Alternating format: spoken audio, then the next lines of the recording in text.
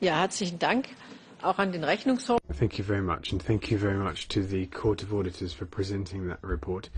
Let me now welcome the Maltese Council, Mr. Scicluna, to present their recommendations. And we look forward to what you're here. The Budget Commissioner is also here. Welcome to this item of our agenda, Commissioner. Thank you for coming back to our discussions. Minister, I'll now give you the floor. Madam Chair, ladies and gentlemen, MEPs, Commissioner, I think it's a pleasure for me to speak in front of this committee today and to present to you the Council recommendation on the discharge to be given to the Commission for the implementation of the 2015 budget as foreseen in the Treaty. I'd like to start by recalling the importance of this exercise. We're all agreed that this is that use of EU funds efficiently with full respect to the principle of sound financial management. The delivery of good results is particularly important, given that it's on this basis that the public forms its perception on actions financed from the EU budget. Last week, on the 21st of February, the ECOFIN Council adopted the recommendation to give a discharge to the Commission for the implementation of the 2015 budget. Also, the ECOFIN Council adopted the discharge recommendations for the centralised agencies, executive agencies and joint undertakings. In its recommendation, the Council accentuates a number of elements which, from their point of view, should be followed up and implemented by all actors without delay. On one hand, the Council welcomes the positive opinion given by the Court on the reliability of the annual accounts and encourages the Commission to continue to ensure that the high quality of the accounts is maintained in the coming years. Additionally, the Council notes with satisfaction, in line with the Court's observation, that the overall estimated level of error improved in recent years, confirming that the estimated level relating to the 2007-13 programming period was significantly lower than the previous cycle of 2000 to 2006. On the other hand, the Council is disappointed that the overall estimated level of error reported by the Court for the 2015 payments stood at 3.8%, and that operational spending areas continue to be affected by material level of error. It's evident that we have not yet reached the overall aim of an unqualified audit opinion from the Court. The Council therefore reiterates its wish to see year-on-year improvements in the financial management systems and in the estimated level of errors across all policy areas. One must recognise what has already been achieved, and in this context, the Council appreciates the efforts and actions taken by the Commission and the Member States. The Council notes with satisfaction the Court's finding that non-compliance with public procurement rules decreased relative to preceding years, which is a reflection of the efforts made by the Commission and Member States to address weaknesses in this area. Surely, policy improvements entail a time lag to reap the benefits, in particular when taking into account the complex legal framework governing EU expenditure. Nevertheless, there is still work to undertake. The Council calls upon both the Commission and Member States to implement the Court's recommendations. It also calls on Member States to continue cooperating with the Commission and to prioritise on increasing the quality rather than the quantity of first-level checks in order to prevent or detect errors and correct them prior to declaring expenditure to the Commission. In its recommendation, the Council also stressed the fact that controls entail a cost when considering the complexity of policies and programmes. Therefore, a balance has to be found between a risk of error and cost of control and audit, thereby focusing on better controls rather than on more controls. Let me also emphasize that prevention is always better than correction. Hence, preventive measures by the Commission, such as interruption and suspension of payments, should be applied strictly in line with the relevant rules. The Council also reiterates the need to continue applying financial corrections and recoveries rigorously in line with the relevant rules in order to protect the EU budget.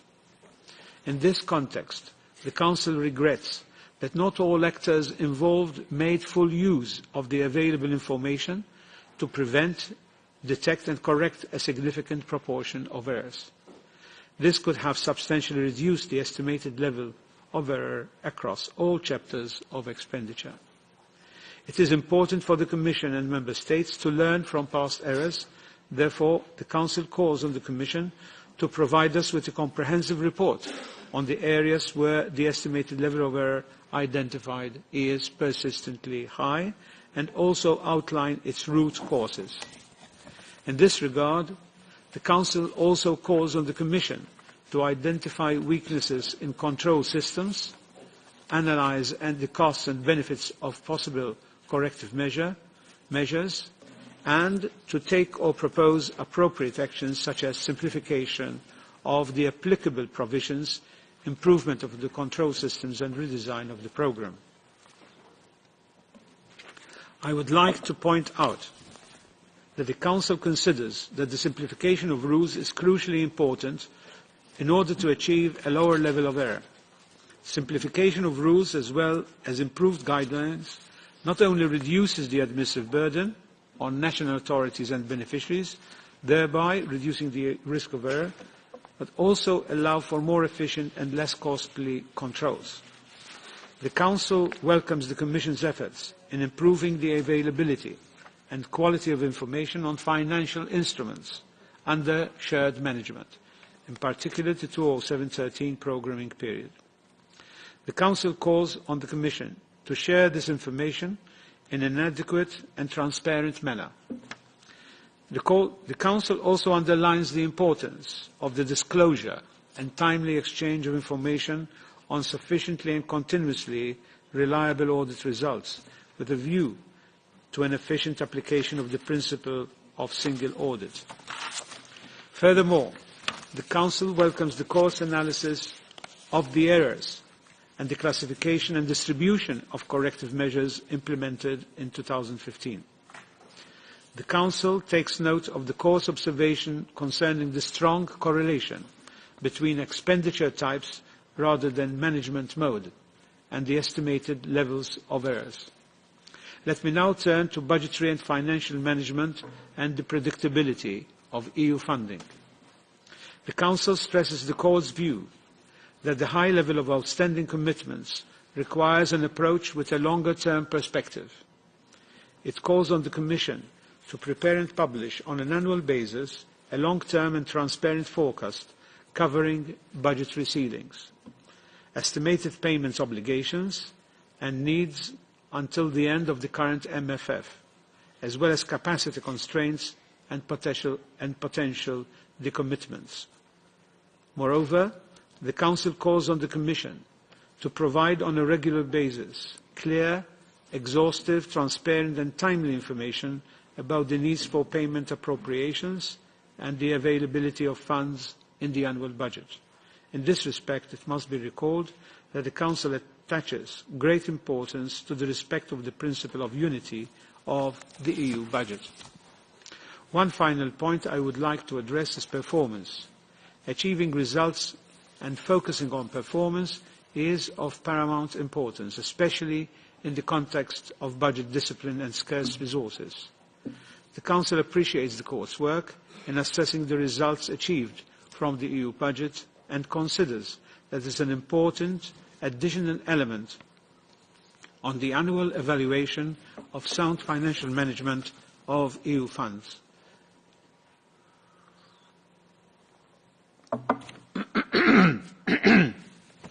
Therefore, we encourage the Court to continue increasing the focus of performance in its future annual reports. The Council welcomes the Commission's initial budget focused on results, which provides a platform for reviewing and debating various aspects of performance-oriented budgeting to be applied at EU level. The Council also invites the Commission to continue its efforts in providing consistent and coherent measurements of performance at all levels of management of the programmes in order to enable their meaningful assessment against the objectives set. The Council underlines, however, that the building of the performance framework should respect the balance between costs and benefits of getting the performance information, and that the number of necessary indicators shall be set as to provide relevant data while avoiding creating additional administrative burden. Ladies and gentlemen, the pressure on the EU and national finances is still a reality in the current economic scenario. This will require from all institutions and stakeholders a more careful management of EU funds, as well as better forecasting of long-term funding requirements. Having said this, one cannot conclude without recalling that the Court's estimated level of error is not meant to be a measure of fraud, inefficiency or waste of funds per se.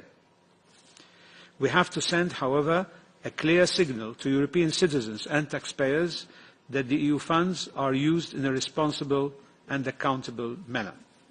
Thank you, Chairman, for giving me the time. Thank you very much.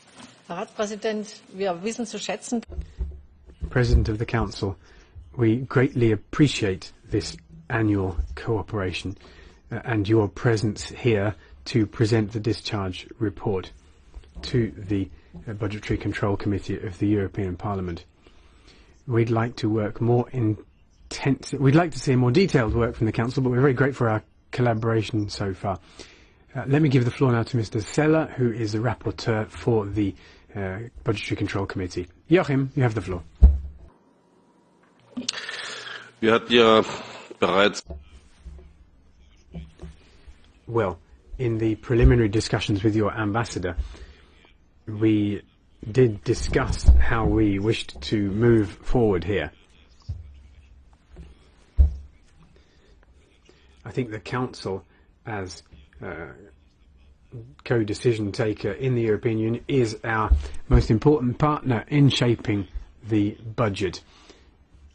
The commonly set targets and with a view to implementing those targets in the EU. Now, of course, there aren't too many people left to listen to this debate, but I thank you for your presence here. I thank you for your recommendations, and we'll use that as a basis for our future cooperation. Mrs. Ayala Sender has signed up to the speakers list. Muchísimas gracias, Presidenta. Thank you very much, Madam Chair. I apologise for coming in late, but I did hear the end of the presentation. I'm rapporteur for the agencies for this year, so I welcome the Council's opinion on that. I did have a question. Last year's general discharge, and also when it comes to Mr. Zeller's draft report on this year's discharge, we are raising the need to set a link between the recommendations of the European semester and the recommendations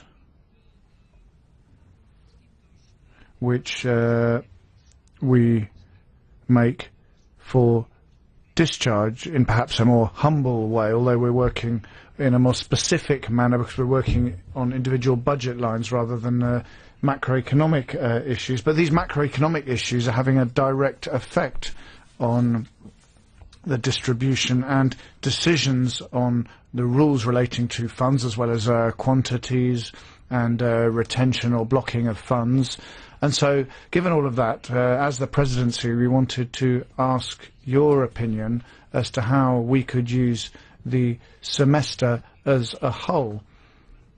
Because currently we see those countries, such as mine, that have an excessive deficit being hammered. I mean, there are various reasons for that which we could discuss, reasons for the deficit. And on the other hand, we find countries who have excessive surplus, who are the main beneficiaries of the funds, I would say, in terms of distribution.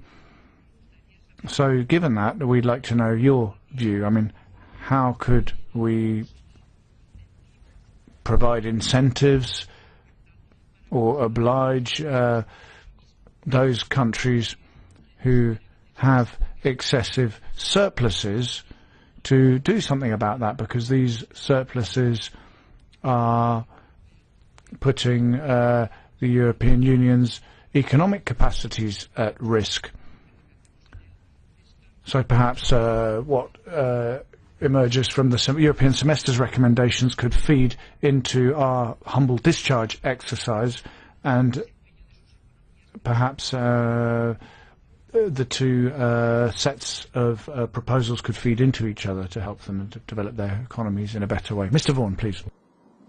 Yeah, thank you, Chair. Can I thank the Maltese presidency as well for coming and for their presentation. I wanted to say a few words on error rates. First of all, I'm pleased that the presidency recognises there's a difference between error and fraud, and I think that's something we should keep repeating all the time, because unfortunately there are people in this House and outside of it who deliberately mix up error and fraud. So I think that's an important point. And when we talk about errors, I think we all have a role to play here in trying to reduce the error rate. Of course, the Commission has an important role to play, but also Member States as well, because we shouldn't forget that about 80% of EU funds are actually spent by Member States themselves. So they have a big responsibility in terms of reducing the error rates. One of the important issues we always talk about when we talk about reducing error rates is the importance of simplification, and it's something we talk about all the time. It's something we strive to do all the time, and indeed the Commission established a high-level group to look at simplification. So my first question to the Council is whether the Council has examined that high-level group's report on simplification, and whether the Council members actually accept the recommendations in that report, or whether you have some concerns about it. And if you do have some concerns, perhaps you could share that with us. There's also the allegations all the time about gold plating, which takes place at Member State level. And again, I wondered whether the Council actually discusses this, because if Member States or regions are adding their own levels of bureaucracy, that does make things more complicated and is likely to increase the error rate.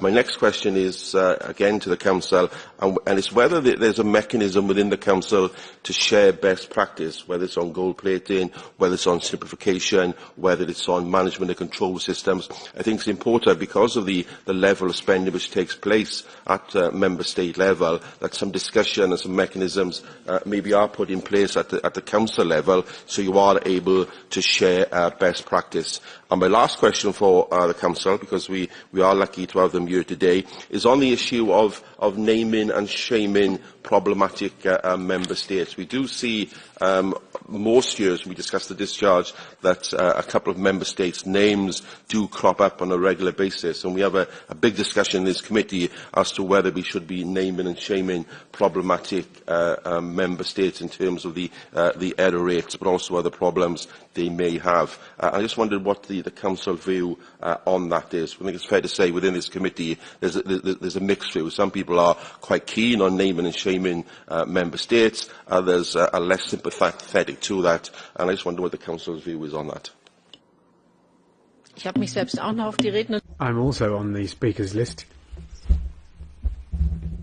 Now we're looking at the issue of performance. Has the Council also looked at that issue, and how do you see the issue of performance?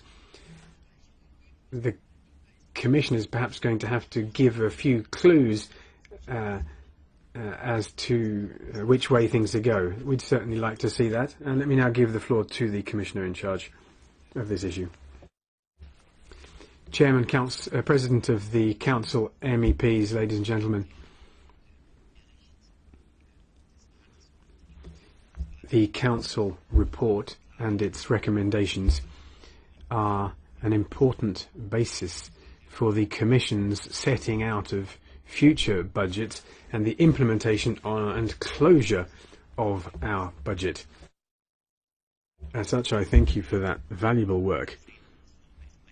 Over and above the recommendations of the European Court of Auditors and the recommendations in the European Parliament, recommendations in Mr. Zeller's report, we have some important pointers here. We can see that you have clear expectations of us, we respect those, and we will feed those into our future work. I'd also thank you for acknowledging that the error rate has dropped.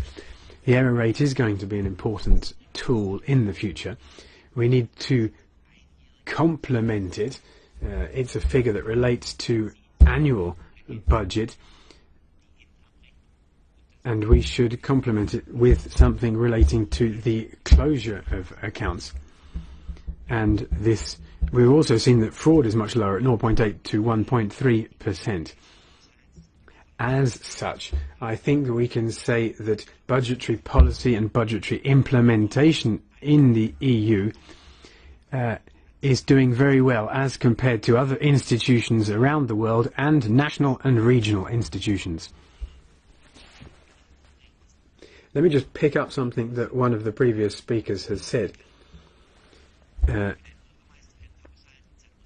When a mayor decides a budget in a town hall, he has the staff and all of the responsibility and accountability is under one roof, if you like.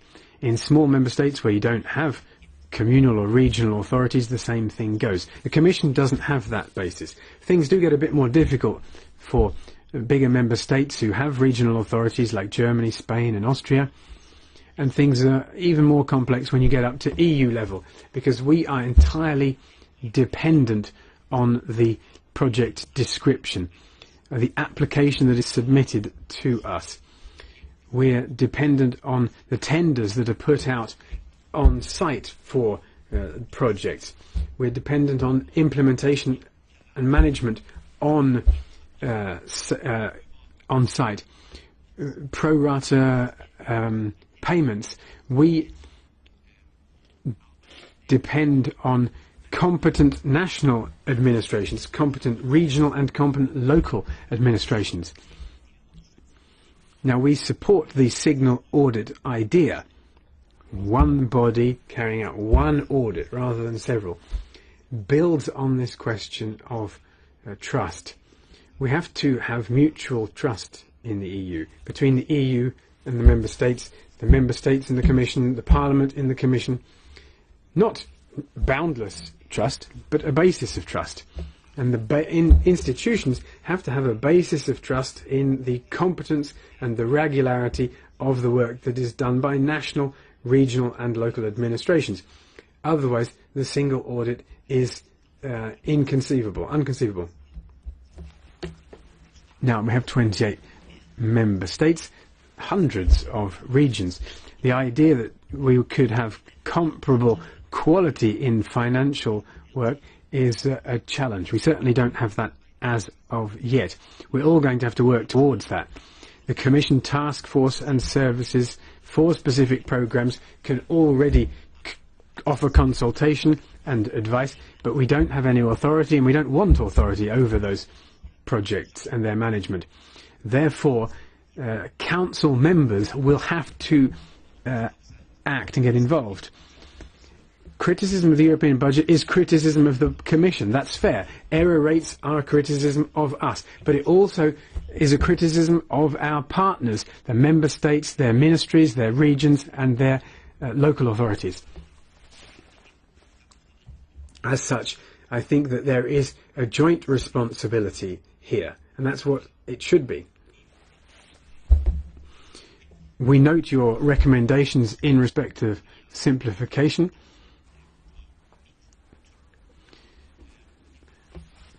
We believe that the mid-term review and the debate surrounding it can begin soon, and that will feed into the budget reform. It's a complex procedure, but I think that it can be useful for Parliament and Council. We'd like our Italian partners to begin consultations on the mid-term review and the mid-term revision as quickly as possible, rather than letting it the timetable slip back, because Brexit is going to play a role in that timetable and narrow it somewhat. Now we have some weeks available to us for that. Now there are 3 rejections from 3 member states in the Council. 2 member states have issued a joint statement. It's positive, the critic is reserved, and there is acknowledgement of our work. That is, we're taking in the Commission as encouragement that the same procedure as every year that Sweden and the Netherlands have mentioned is not being carried over. And hopefully we will in the future get a unanimous vote in the Council. Thank you very much. Council President, you have the floor. Thank you, Chair. I'd like to reply to some of the questions which were addressed by members of the committee, and especially. I think I'll start with Ms. Ayala Sender's very important topic of the day. In other words, where we have this imbalance between countries. The economies overall, when you take a weighted average, is positive. I mean, since the crisis, the latest statistics of economic growth and also the public finances is positive. However, that reflects big inequalities in both the EU and also the euro area. So it touches on the macroeconomic policy making, which is a quite, how would I say, still youngish and controversial. And even not even touching the budget. We're just, at the moment, talking about fiscal policy. The Council felt that it was a good thing that sort of for those countries who have fiscal space to use it. But they were not too happy when the Commission suggested it in its report. So we're still not there yet where we have a coordinated approach how to use this fiscal space and ask countries with surpluses both on the public finance or in external trade to do something. We have not reached that. At the moment we have the situation where only countries who are in big problems are asked if they would need, once they need a bailout, what conditions they have to respect in a very strict manner. And in some cases, like with Greece, it's every time a tranche is paid, a big crisis always develops one way or the other. It's not to anybody's liking, but it can get quite complicated. So once we go beyond that, in other words, even there we have controversy. Should certain type of funding or investment be set aside and when we come to evaluate the performance or the structural effort, so to speak? We haven't reached that point yet. The Commission's reply is always, we take every matter, issue on a case-by-case basis. That's the stock reply, and everybody is in the dark whether the migration is a special case, whether an earthquake is a special case, and so on and so forth. So to go beyond there and talk about use of the budget within that, I must say that the Commission has no opinion. The Council has no opinion on this as yet, because we have not discussed it. If anything, it's always been discussed in a negative way, that it will be used as a sanction if a country does not have the proper structural effort in place. And as you know, this was not applied in the case of two particular countries. So I must say it's an interesting proposal, but it's yet still needs time to mature and be discussed.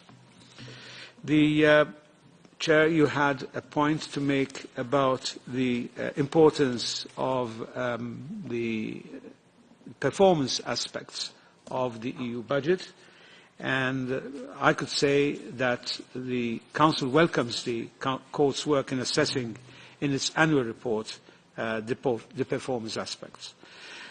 We consider as a Council that an assessment of performance is crucial when dealing with EU expenditure. And performance-related questions should be as important as questions related to the legality and regularity of transactions. In its recommendations, the Council puts a strong emphasis on the need to improve the performance setting within the EU. And this concerns, in particular, a consistent use of a proper terminology and putting in place a coherent and meaningful measurement framework within EU institutions.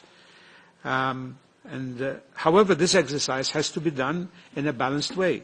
A number of necessary indicators should be set in order to provide relevant data while avoiding creating additional administrative burdens. Now, in my previous life, before I became even a member of the European Parliament, I was involved in this evaluation of EU funding and programs.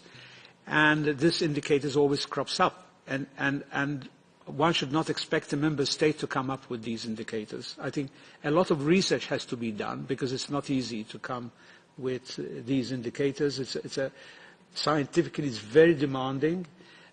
It's just like, for example, in the environmental field, one had to ask the OECD to come up with sustainable development indicators. So similarly, when you come to indicators for a lot of activities and to get out the efficiency and the effectiveness, it has to be done at a centralized level. Research institution has to come up with them and makes them so, I wouldn't say easy, but at least it will be like a recipe how you get the data in a less costly manner, so that otherwise the cost of it will be higher than the benefits you obtain from using of these indicators. Which brings me to the points made by Mr. Vaughan about the sharing best practice, because that's also another way, peer review, naming and shaming.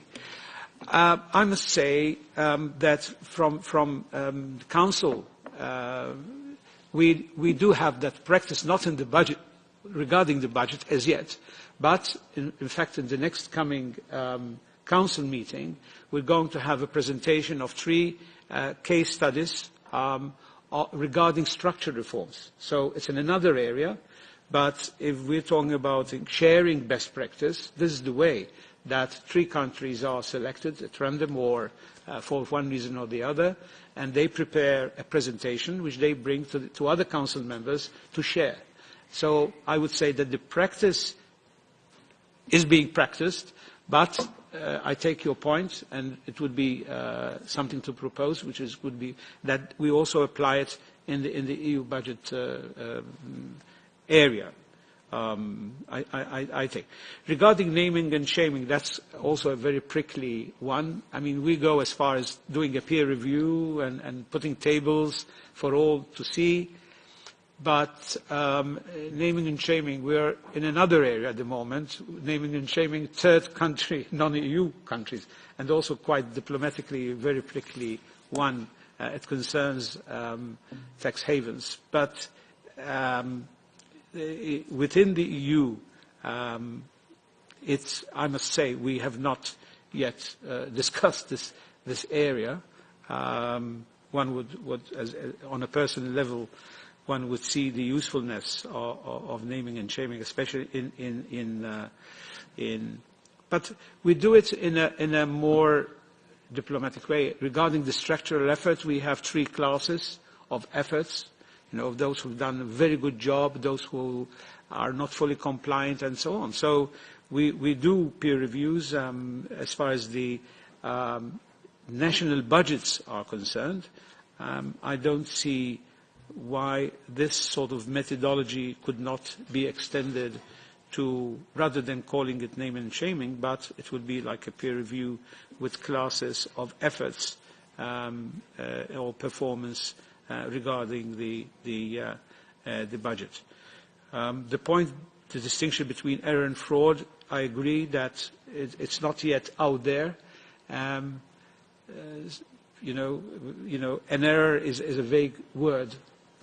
I must say, but that's the best word which has been chosen in the circumstances. But I think one should, especially when we come to discuss this with the media, to make a clear distinction by what we mean error and which is different from fraud. And also the fact, which is a bit more controversial, is where the benchmark. There's only one European Union in the world, so it has to be its own benchmark, so to speak, rather than like in the private sector, where you have several companies and therefore you can come to a benchmark by taking averages and that sort of thing. But in the European Union, as I said, we have to take a given benchmark and we try to obtain it, and that's, I think, the best we can do in the circumstances. I think I have run out of replies. Yes, so, regarding the, we have some time, but regarding the best practice or case studies, one coming from, I can talk about my country just very briefly as a case in point. For example, in our case, we, unlike other regions and member states, our government generally pre-finances the EU share and of the projects implemented under the shared management. So we have a number of checks which are carried out in addition to the mandatory ones as stipulated in the EU sector-specific legislation. Now, so far, this highly controlled system, which has been in place since our accession, has on the whole led to detection of relatively small irregular amounts by the national audited bodies and the Commission and the European Court of Auditors. However, our experience of implementing EU funds has shown the importance of an important need for balance between control and the smooth implementation of the system. So although the institutions and member states should strive to reduce the error rate, we are also aware of the balance which needs to be between the benefits and the cost.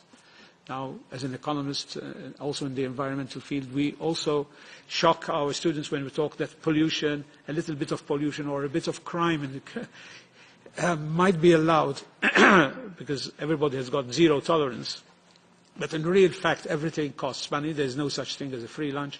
So one has to balance the costs involved in minimizing that error or minimizing crime or minimizing pollution as against the benefits. So, and this applies here as well.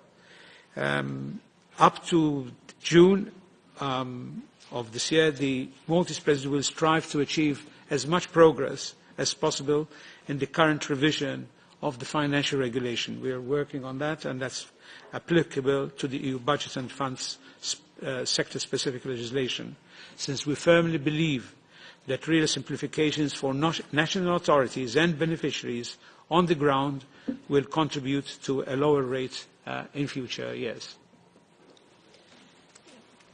Vielen Dank, Herr Ratspräsident. Thank you very much, President of the Council.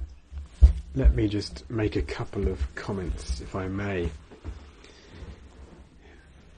When it comes to budget implementation, we can see that there's not enough cooperation, and we think that that's a shame.